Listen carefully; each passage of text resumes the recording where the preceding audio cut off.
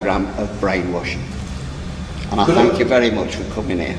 Could I just interject briefly? It does cost money to hire the hall, and so Edward is going to go around with his hat in his hand. Well, actually, it isn't a hat; it's a coffee cup. And if you feel able to contribute to that would be an extremely fine thing. Very good. I'm sorry. Can I just respond to that? Thank you very much for saying what you've said. This is, and I've brought up quite a lot of copies. This is the newspaper that I run. It was the Devonport and Plymouth column. We've now made it the UK column because it's going all over the place. There are two other papers that are working on similar lines. There's the Cornish Free Press and there's the Westminster News up in London. But we've actually been telling the truth. I've brought up this edition because in it I've done a double-page article on common purpose at work within the police force. Okay? And I will say nobody has gone for us yet, because even though we know the judges are corrupt, or a large number of them, the evidence that we've got is overwhelming. And what we're talking about, fraud and corruption in Plymouth City Council, we can prove it. So I'll leave some of those for you to read. Excellent. We have another question, please. Sir, the back row. Could I ask, please, you mentioned the charity.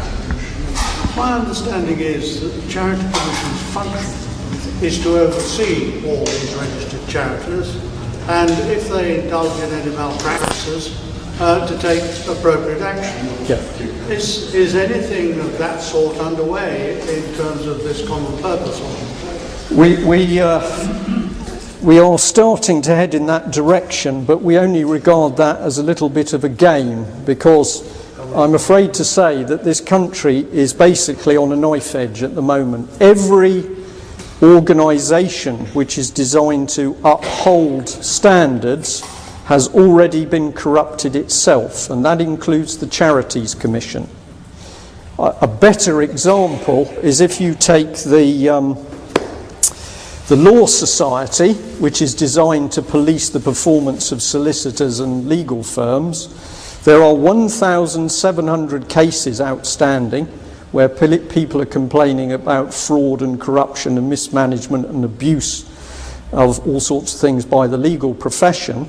And until last year, the chief executive of the Law Society just happened to be a lady called Janet Paraskeva, who just happened to be a very senior common purpose person and friend of Julia Middleton, the chief executive. Now, we are now going to look at these bodies, but if you go to the police and you complain to the police, if you go and complain about the police, they send you to the police complaints body. And what people are finding, not on the subject of common purpose, but on other complaints, is a wall is coming down. And the reason is that these people are already infiltrated, and the organisations are having the functions closed down. So you can do it, and in fact, you should still do what is the normal thing, but you have to remember that wherever you go, and I mean wherever you go, there is some form of political corruption in the body you go to seek help. Right, could I just add a rider, if I may, to that question? I mean, presumably, if they are a registered charity, the accounts are published, so we can see at least where they claim to get their money from. Yes, and we've got whether that's accurate. We've got copies of that. We've got copies of that, but the accounts are of an abbreviated nature, and of course, abbreviated accounts can conceal a great deal. Just to do a quick follow-up, yes. Okay. Well, how do you see us getting out of this situation? If the whole of officialdom and semi-officialdom is riddled with these people, we're going to come up against a problem of eliminating them, or getting them out of their positions, or wherever we turn. Yeah. What can we do as individuals? Very little, I would have thought. Well, on the contrary, I think we can do a lot, but what we need to do is something different to what we've been doing to date.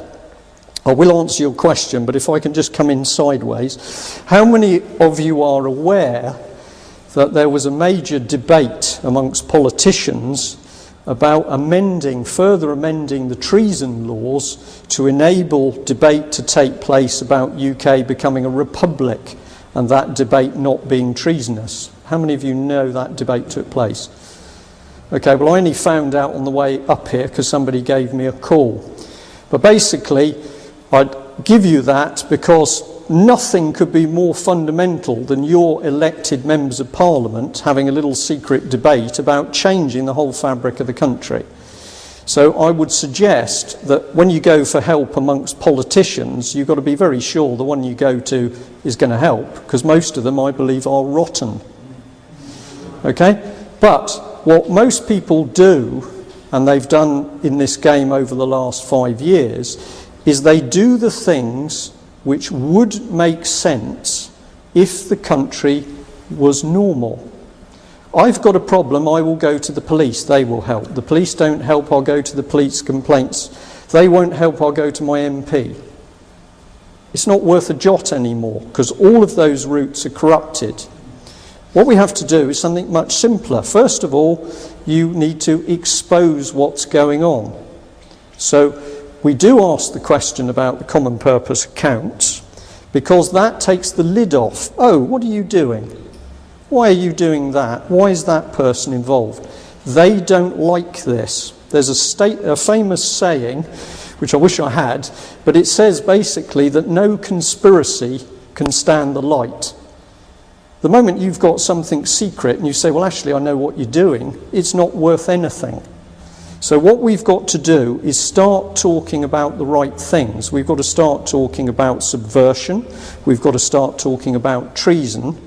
And on top of treason, we've got to start talking about what we are going to do to the people when they are caught.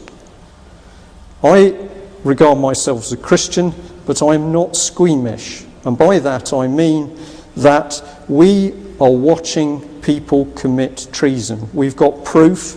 I'm going to talk about a policeman in a minute called Albert Burgess, who's pushing for treason, charges of treason to be brought against a whole variety of people in this country. But we need to use the words, and the people we need to use the words with are people at the bottom of the pyramid. Go to your local councillor, go to your friends next door and talk to them. And you've got to use the real word. It is very serious. The country is being destroyed.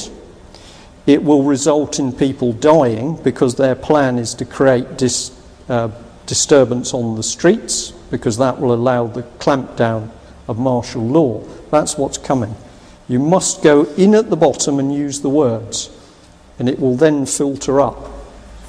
Let's try and get as many questions as we can. The gentleman in the centre at the back. Yes, Mr. Chairman. So two things I'd like to know. You mentioned Peter Mendelsohn, Michael Heseltine, Tony Blair and various others. Are you saying that they are common purpose? And also, there's a lot of allegations about on the internet that David Cameron is singing from the same hymn sheet. Right. What we're seeing is cross-party. There's no doubt about that. So you can forget good guys are Labour or the good guys are Conservatives right the way across the parties. No, I'm not saying that I can show you that Mandelson is a common purpose member, or so is Heseltine. What I can show to you is that every time we dig into common purpose and we start to find very dubious activities with large amounts of money and funny things going on, we start to find these names clustered around it. So I think it's known by the police as circumstantial evidence. Just deal with David Cameron. David Cameron's very, very interesting, because we wrote to him some time ago asking if he'd been involved with Common Purpose, and he never replied to the letter. But he is involved with an organisation called the Young Trust. And if you go and look at that on the website, you will find that the man running it is the same Jeff Mulgan. I can also tell you that Francis Maude, previous chairman of the Tory party, knew perfectly well what Common Purpose was, because he admitted